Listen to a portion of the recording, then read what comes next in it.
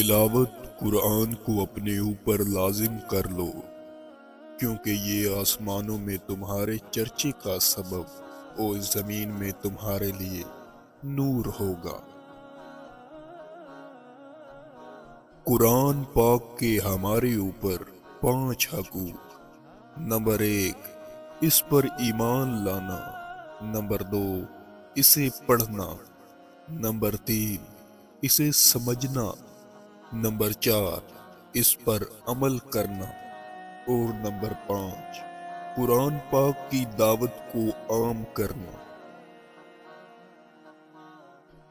قرآن دل و دماغ کھول دیتا ہے، مگر اس کے لیے پہلے قرآن کھولنا ضروری ہے۔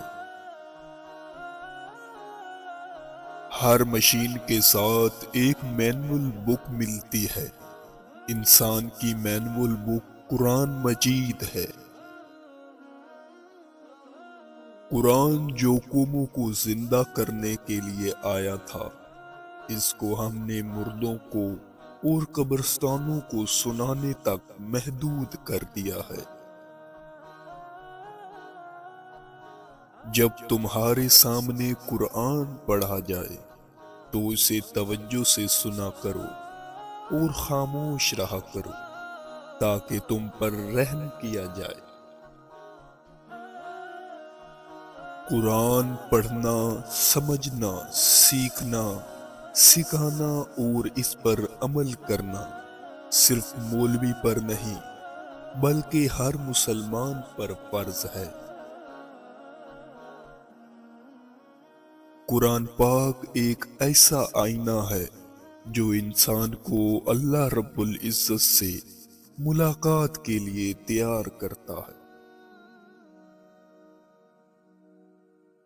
قرآن پاک ایک ایسی کتاب ہے جسے پڑھ کر علم کرو گے تو خزانے پاؤ گے، ورنہ زندگی کو بے مقصد گزار جاؤ گے۔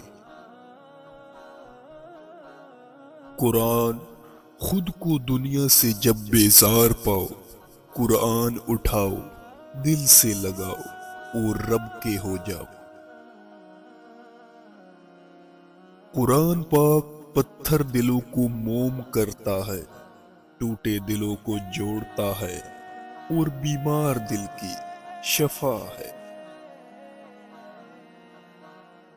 جب دنیا میں موجود ٹیکنالوجیز بڑے بڑے قابل استاد اور انٹرٹینمنٹ سے بھرپور سامان آپ کو مطمئن نہ کر سکے اور آپ کی الجھنوں کا مداوع نہ ہو سکے، تو تھوڑی سی دیر کے لیے قرآن کھول کر دیکھیے گا۔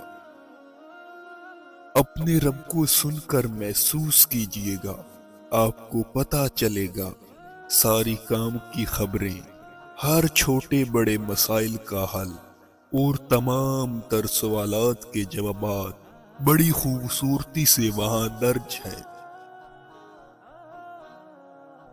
وہ جو قرآن کے عادی ہو جاتے ہیں، پھر دنیا انہیں اپنی طرف راغب نہیں کر پاتی۔